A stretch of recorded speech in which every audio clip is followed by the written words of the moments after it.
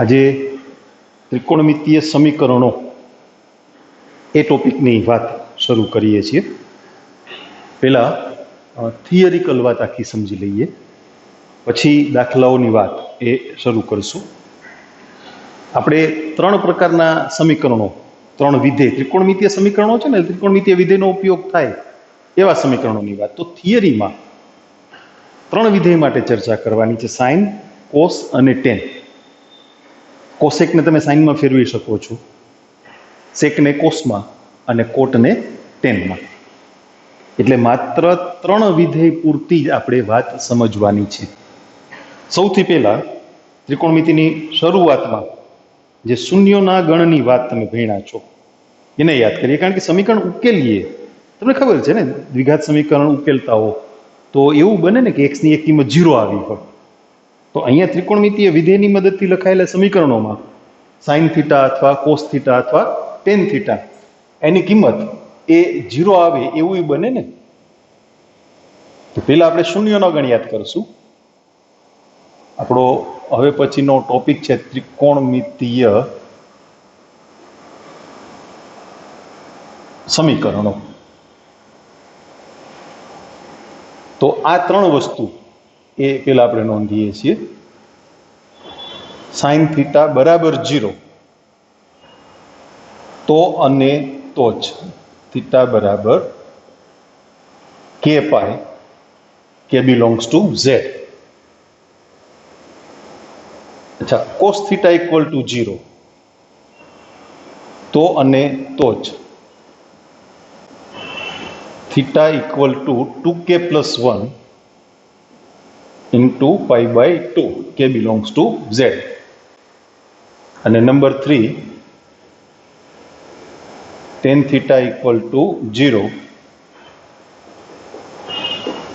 તો અને તો જ થીટા ઇક્વલ ટુ કે pi, k belongs to Z. આ શરૂઆતમાં ત્રિકોણમિતિમાં આપણે શીખી ગયા છે, એની નોંધ પણ છે તમારી પાસે. હવે આપણે સૌથી પહેલા સમીકરણની વાત કરીએ.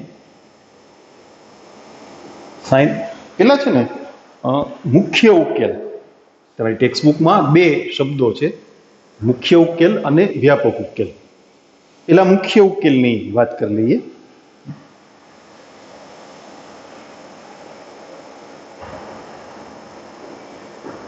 મુખ્ય ઉકેલ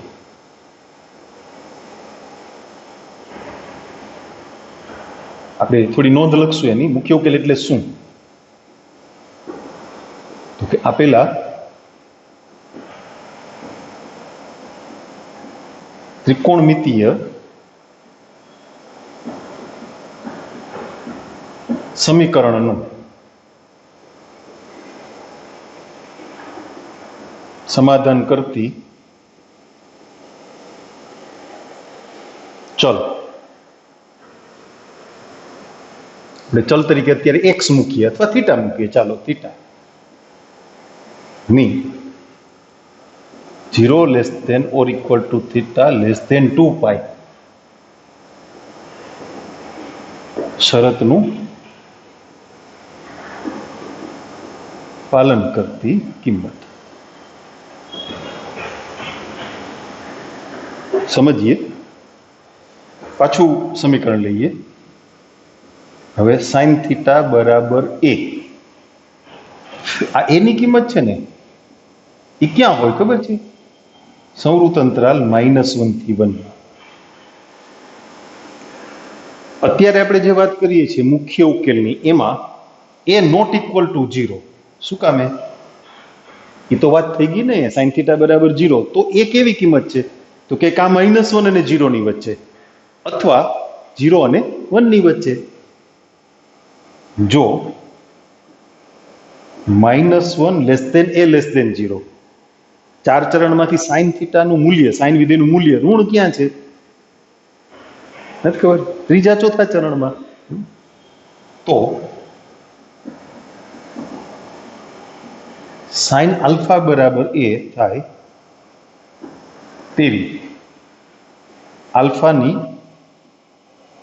ત્રીજા અને ચોથા ચરણમાં આવેલી કિંમતો.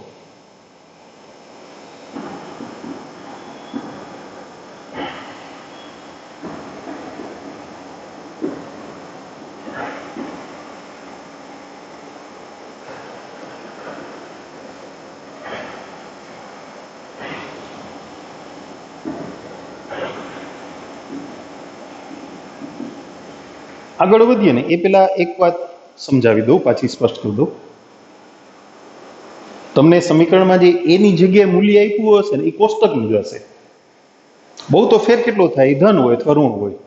માની લો કે સાઇન થીટા બરાબર -1/2, તો તમારે ત્રીજા ચોથા ચરણમાં જોવું પડે ને. પણ 1/2 ને સંગત થીટાનું મૂલ્ય તો તમને ખબર છે, આલ્ફાનું મૂલ્ય ખબર છે. π/6 કોષ્ટકમાંથી 1/2 એ કોનું મૂલ્ય છે? તો કે sin π/6. એટલે આલ્ફાની કિંમત પહેલા ચરણમાંથી કેટલી? તો કે π/6. તમારે ક્યાં જવાનું છે? ત્રીજા ને ચોથામાં. ત્રીજું ચરણ એટલે π + આલ્ફા, અને ચોથું ચરણ એટલે 2π - આલ્ફા.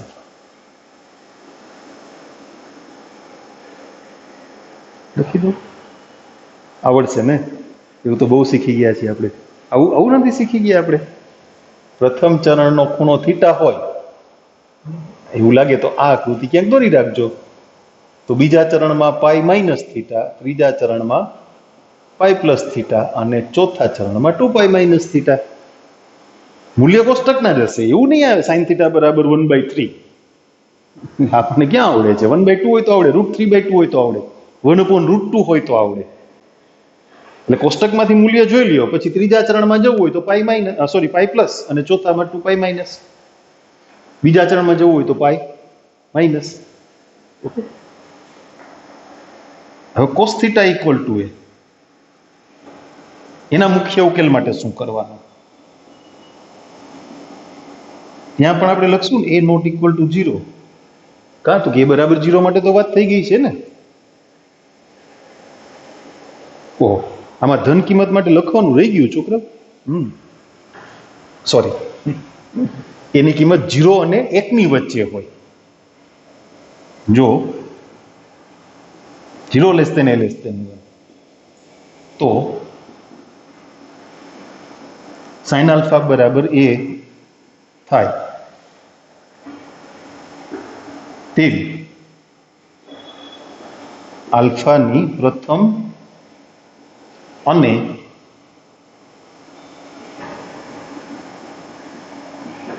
બીજા ચરણમાં આવેલી કિંમતો. ઓકે,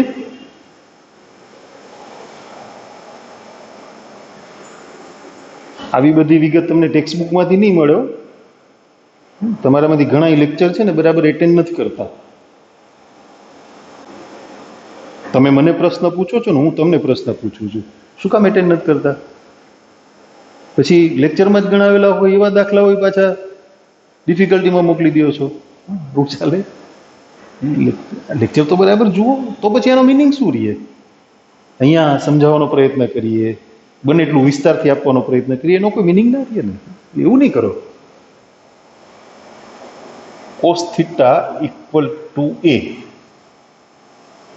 એની કિંમત ક્યાં? સંવૃત અંતરાલ -1 થી 1 માં, પણ શૂન્યતર. વળી પાછા ત્યાં બે ભાગ કરી નાખીએ. જો -1 < a < 0, તો cos આલ્ફા બરાબર a થાય. તેવી આલ્ફાની બીજા અને ત્રીજા ચરણમાં, કોસનું મૂલ્ય ઋણ બીજા ત્રીજા ચરણમાં હોય ને, આલ્ફાની બીજા અને ત્રીજા ચરણમાં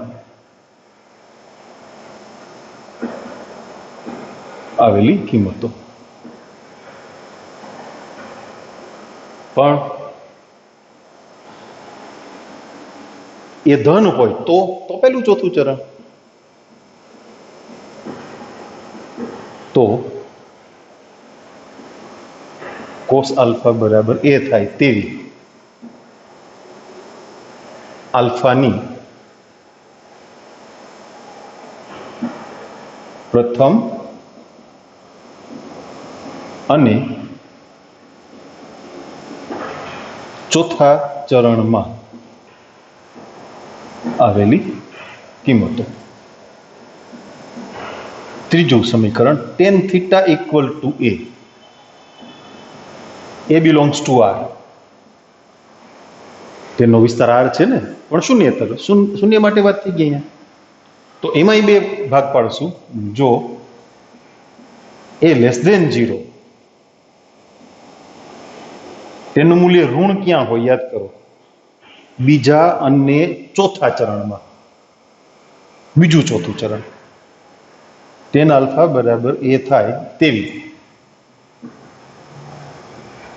આલ્ફાની બીજા અને ચોથા ચરણમાં આવેલી કિંમતો.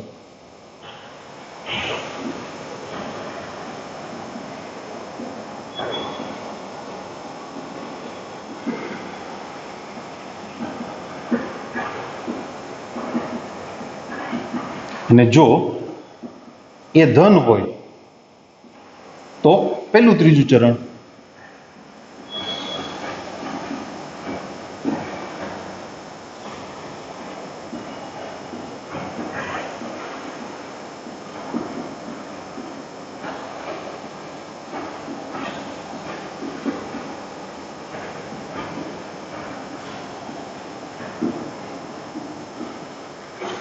ફરીથી યાદ કરાવી દઉં, એની જગ્યાએ જે મૂલ્ય હશે ધન કે ઋણ એ કોષ્ટકની જ સંખ્યા હશે, બારની સંખ્યા નહીં હોય.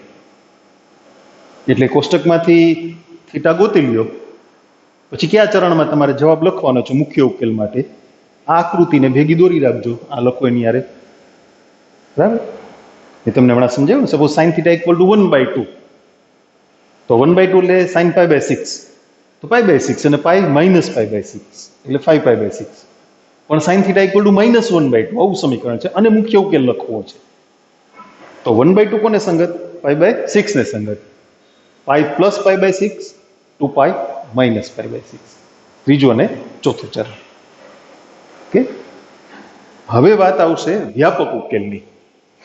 મુખ્ય ઉકેલ અને વ્યાપક ઉકેલને આપણે ભેગા નહીં કરીએ. એનું કારણ છે, હવે છે ને થોડુંક આપણે ગુજરાત બોર્ડના લેવલથી બહાર નીકળીને કોમ્પિટિટિવના લેવલે વિચારવું પડશે. કારણ કે વ્યાપક ઉકેલની જે વાતો છે એ ગુજરાત બોર્ડની તમારી ટેક્સ્ટ બુક અને JEE ના લેવલે જુદી પડે છે. આપણે તો 11મા ધોરણની વાતનો વિચાર કરીએ ને તો કોમ્પિટિટિવના લેવલને મહત્વ આપવું પડે, બરાબર ને? કારણ કે 11મું ધોરણ છે એ કોમ્પિટિટિવના લેવલે આવશે ત્યારે તો એ પ્રમાણે તમારે ચાલવું પડશે ને. એની એક્ઝામ તો અહીંયા આપણે લેવાના છીએ, ચાલો, પણ કોમ્પિટિટિવના લેવલ માટે તમારે તૈયાર રહેવું પડશે ને. તો એ બે વાતો અલગ ના પડે એટલે હવે પછી જે આપણે વાત કરશું ને, ઇવન દાખલાઓની પણ, વ્યાપક ઉકેલની વાત, થિયરિકલ ચર્ચા અને દાખલાની, એના જવાબ તમારી ટેક્સ્ટ બુક કરતા જુદા પડશે. આપણે સમજશું બરાબર વ્યવસ્થિત, પણ ટેક્સ્ટ બુક પ્રમાણે ચાલશું તો કોમ્પિટિટિવના લેક્ચરમાં એ અલગ આવશે.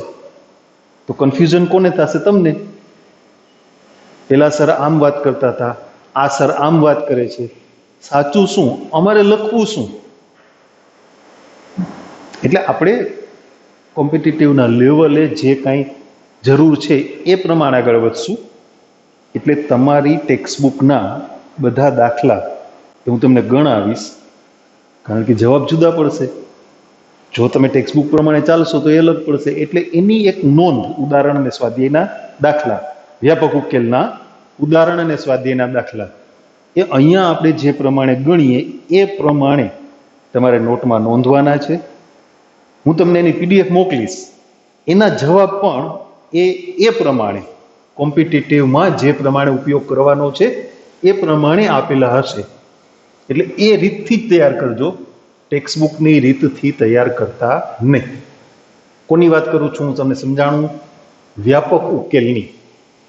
એટલે હવે આપણે વાત કરીએ છીએ વ્યાપક ઉકેલ. વ્યાપક ઉકેલ છે ને એને તમારે યાદ રાખવાનો છે, પણ હું તમને આખી ચર્ચા અહીંયા સમજાવીશ કઈ રીતે. તમારે તો સૂત્રો જ યાદ રાખવાના છે. આમાં સૂત્રોની વાત નહોતી ને એટલે આપણે વિગતે વાત કરીશું. તમારી ટેક્સ્ટમાં મુખ્ય ઉકેલની વાત તમે વાંચજો, આવ ટૂંકમાં પતાવી દીધું હશે. એટલે તો હું આગ્રહ રાખું છું છોકરાઓ કે આ લેક્ચર બરાબર તમે એટેન્ડ કરો, એની નોંધ કરો, તો તમારું કામ ઘણું હળવું થઈ જશે. તમે 40-45 મિનિટનો લેક્ચર એટેન્ડ ન કરો ને પછી દાખલામાં એટલો બધો સમય બગડે તમારો, એના કરતાં આખો લેક્ચર વ્યવસ્થિત જોયો હોય તો ઘણો સમય બચી જાય. ઓકે, હવે આપણે વ્યાપક ઉકેલ એની વાત સમજીએ. મુખ્ય ઉકેલની વાત પૂરી થઈ. વ્યાપક ઉકેલ એમાં સૌથી પહેલું સમીકરણ sin θ બરાબર a, એની કિંમત સંવૃત અંતરાલ -1 થી 1 માં, અથવા એ શરતને માનાંક a less than or equal to 1 એમ લખાય, અને અસમતાથી લખાય -1 less than or equal to a less than or equal to 1 એમ પણ લખાય. આપણે એને બાજુમાં સમજીએ. sin θ બરાબર sin આલ્ફા, આ θ હાલ, જો a બરાબર 0 હોય તો શું કરવાની વાત કરી લીધી આપણે. a 0 હોય, એની કિંમત 0 હોય તો એ તો લખી લીધું ને sin θ બરાબર 0, તો અને તો θ બરાબર k pi, k belongs to z. તો વ્યાપક ઉકેલમાં એમાં આમાં ભેગું આવી જાય છે, પણ એની નોંધ થઈ ગઈ છે. એટલે એની જગ્યાએ ધન સંખ્યા હોય, જો એ ધન હોય તો આ વાત યાદ રાખજો, તો તમારે sin આલ્ફા બરાબર a થાય એવો આલ્ફા પહેલા ચરણમાંથી લેવાનો છે 0 ને π/2 ની વચ્ચે, અને જો એ ઋણ હોય તો આલ્ફા ચોથા ચરણમાંથી લેવાનો છે -π/2 અને 0 ની વચ્ચે. એ છે એ સંવૃત અંતરાલ -1 થી 1 માં છે, માટે આલ્ફા ક્યાંથી લેવાનો છે? સંવૃત અંતરાલ -π/2 થી π/2. મેં તમને સમજાયું ને, એ નોંધ કરી દઈશ. એ ધન હોય તો પહેલું ચરણ અને ઋણ હોય તો ચોથું ચરણ મળે, કે જેથી એ બરાબર sin આલ્ફા. વળી પાછી વાત સમજીએ. ચાલો માનો કે sin θ બરાબર 1/2, તો આલ્ફા કેટલો? π/6. પણ sin θ બરાબર -1/2, તો આલ્ફા કેટલો? -π/6. 0 થી π/2 પહેલું ચરણ, -π/2 થી 0 ચોથું ચરણ. એટલે પહેલા ચરણનો ખૂણો θ, તો -π/2 અને 0 વચ્ચેનો ખૂણો કેવો? -θ. ધ્યાનથી સમજજો બરાબર, આ વસ્તુ ટેક્સ્ટ બુકમાં નહીં મળે. ધન મૂલ્ય માટે કોષ્ટક, ઋણ મૂલ્ય હોય તો માઇનસ મૂકી દેવાના. sin θ = √3/2, તો આલ્ફા કેટલો? π/3. પણ sin આલ્ફા = -√3/2, તો આલ્ફા કેટલો? -π/3. હવે sin θ બરાબર sin આલ્ફા હોય તો sin θ - sin આલ્ફા બરાબર 0. s - s 2cs 2 cos θ + α/2 sin θ - α/2 બરાબર 0. એટલે કાં તો cos θ + α/2 બરાબર 0, અથવા sin θ - α/2 બરાબર 0. શૂન્યોના ગણની હમણાં જ વાત કરી ને, θ + α/2 = 2k + 1 × π/2. k belongs to z હું નથી લખતો, એ છેલ્લે લખી નાખશું.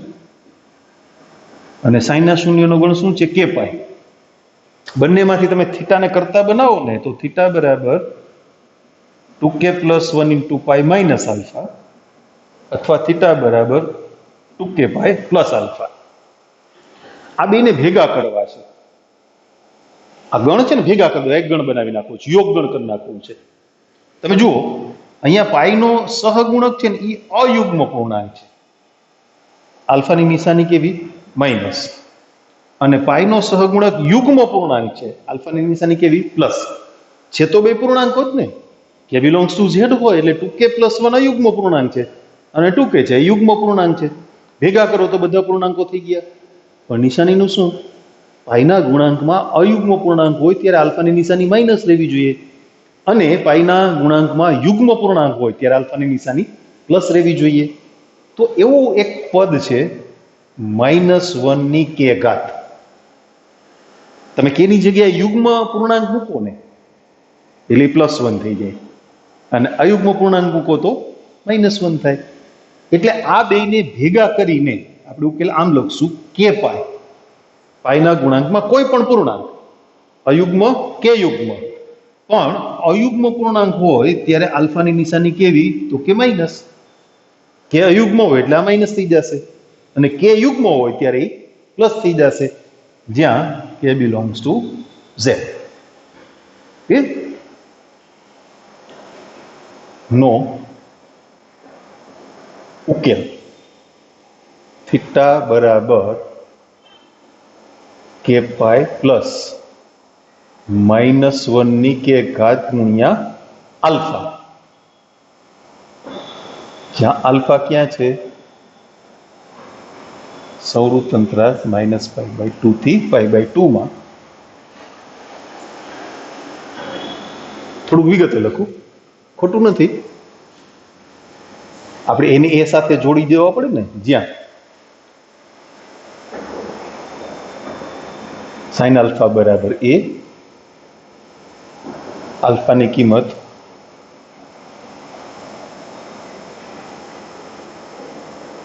અને કે બિલોંગ્સ ટુ ઝેડ. ત્યાં નોંધ મૂકી દઈએ,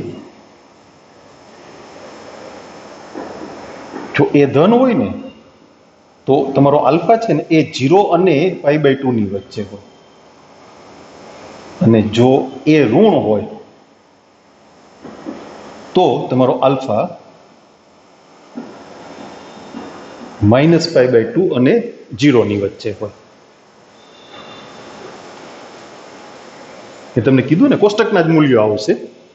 એટલે હજી તમને ગડમથલ થતી હોય તો હું અહીંયા એક નાનકડી આકૃતિ પણ એની બાજુમાં કરી દઉં, એના માટે, એના સપોર્ટ માટે, માત્ર આ વાતના સપોર્ટ માટે.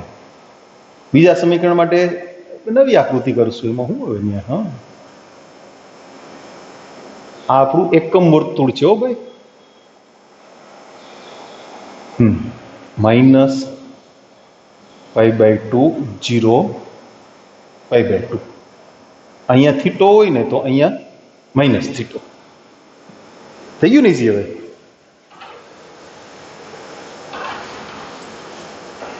ઓકે,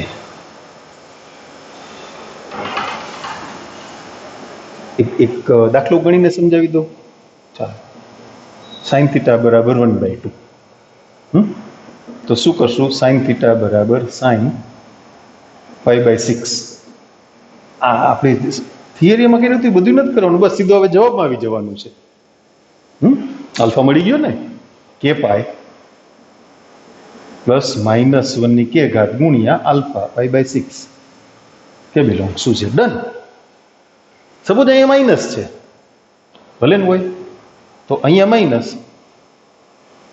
અહીંયા માઇનસ, એ પણ ડન છે ને, ઈઝી. ઓકે, ચાલો હવે કોષના ઉકેલની વાત. હવે એ બધી ચર્ચામાં નહીં પડીએ, આપણે સીધા ઉકેલ લખશું. એ જરૂરી નથી, તમારા માટે સૂત્રો જરૂરી છે.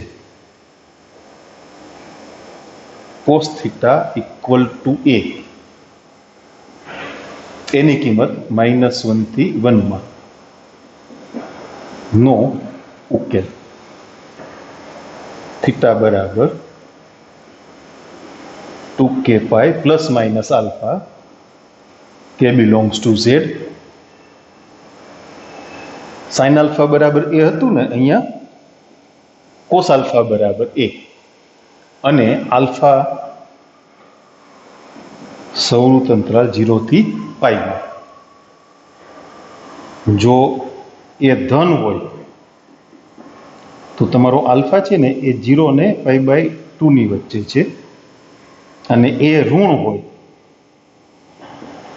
તો આલ્ફા ક્યાં છે? π/2 અને π ની વચ્ચે. કોષ્ટકનું જ મૂલ્ય મળવાનું છે, બીજા કાંઈ મૂલ્ય આપશે નહીં તમને, આવડે નહીં ને.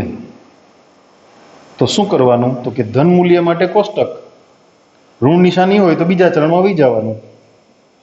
આપણે 0 થી π માં રહેવાનું છે અહીંયા. એટલે કોષ્ટકનું મૂલ્ય થીટા, તો બીજા ચરણનું મૂલ્ય કેટલું? π - θ. અહીંયા થીટા, તો અહીંયા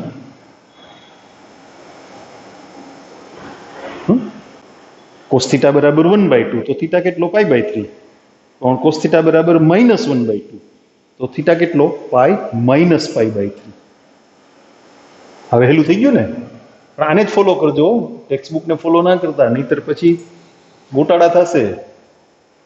તમને એમ લાગશે કે આ સર અલગ શીખવાડે છે, કોમ્પિટિટિવના લેવલે સર અલગ શીખવાડે છે. આપણે એવું નથી કરવું. tan થીટા બરાબર a બિલોંગ્સ ટુ r, એનો ઉકેલ તો થીટા બરાબર k pi plus alpha, k belongs to z, જ્યાં tan આલ્ફા બરાબર a, આલ્ફાની કિંમત વિવૃત અંતરાલ -π/2 થી π/2 માં એક ભૂલ થઈ ગઈ છે. અંતરાલ સંવૃત હતા ને,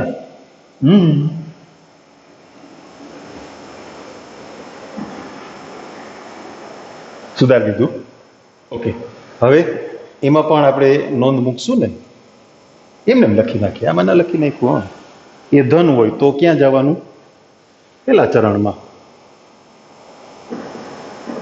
એ ગ્રેટર ધેન 0, તો તમારો આલ્ફા 0 અને π/2 ની વચ્ચે, અને એ લેસ ધેન 0, તો તમારો આલ્ફા ક્યાં છે? -π/2 અને 0 ની વચ્ચે.